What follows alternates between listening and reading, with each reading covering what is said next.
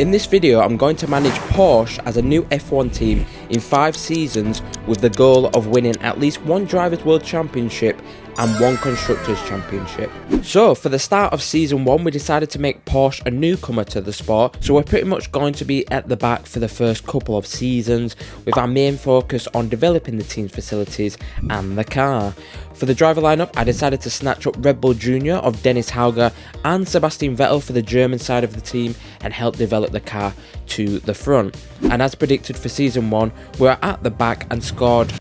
0 points. But I won't be too disheartened by that, as the car is still in the bottom half of the table, and with our junior of Hauger developing, hopefully it will be a better year in season 2, plus a regulation change which could see us go up the table a little bit. For season 2, somehow it got even worse for the team. It was yet a similar year in terms of car development and not really moving that much forward, plus another regulation change, and that resulted in finishing dead last in the Constructors with yet again another 0 points season. So for us to reach our goal of winning the 2 championships within 5 seasons needs a big hurry up. We have, however, managed to upgrade a few facilities in the aero and chassis department and yet another regulation change, so let's hope, fingers crossed, that this car can be somewhat in the mid-pack and at least get a few points next season. But one last thing, due to overspending and having limited funds in our account meant we could not re-sign Hauger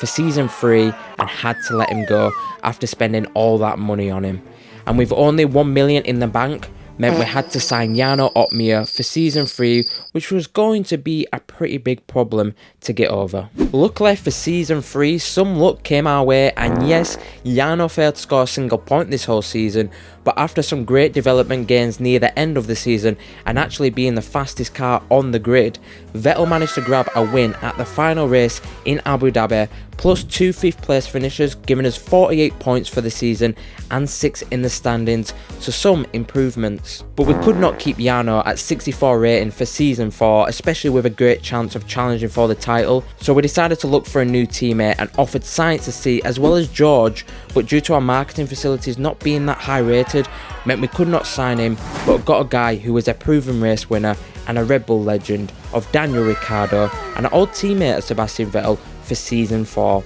He is at 87 rating, so not too bad, and a great experience stat, so it should be a pretty solid year for him next season and a possible chance of winning an actual title. But season 4 is here and a real chance of winning the title, leading the car development and a new livery. This was surely our year to at least win one of the titles, but the season did not start like that. A rocky start to the year for Daniel with a DNF, a 20th finish plus 4 laps down. At this moment I really felt that we made a massive mistake in signing Daniel for Porsche, as Vettel was not too bad and getting consistent points finishes, but we came to Miami and a big turning point in Daniel's season at his second home of America, and he got his first win for Porsche and was a huge change in his season, with gathering 2 more wins and a 3rd in the next 3 races, making him 2nd in the Drivers' Championship, 1 point behind Lando, and now Porsche 2nd in the Constructors, 8 points off McLaren. But was this our year?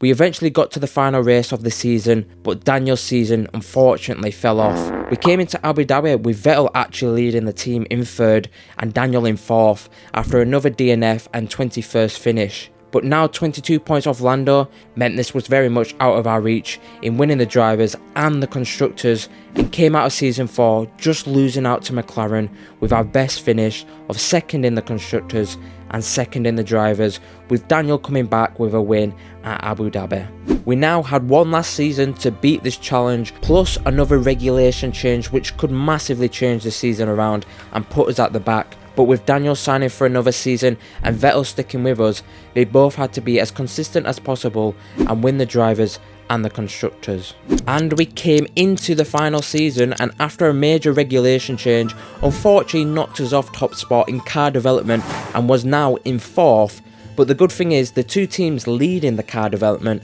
was Alfa Romeo and AlphaTauri, who surely do not have the resources to keep up with us throughout the season. This meant Red Bull, who was just a bit ahead, was surely going to be our rivals for the season. And as predicted for the first part of the season, Dennis Hauger, our old driver who actually snaked us actually led the championship with 2 wins and a second in his first 3 races, making him 30 points ahead in the championship. Although we've managed to close the gap between Alfa Romeo and AlphaTauri, we could not, however, get in the points consistently and felt like we was back to square one. But the season went on and we knew we had the facilities and now tons of resource points. We developed the car as much as possible, eventually led the way in car development, but unfortunately was a little too late to actually make a difference. It was the last 2 races and the car was now the best on the grid by far, and with 2 1-2s at Mexico and Abu Dhabi meant we did just miss out once again,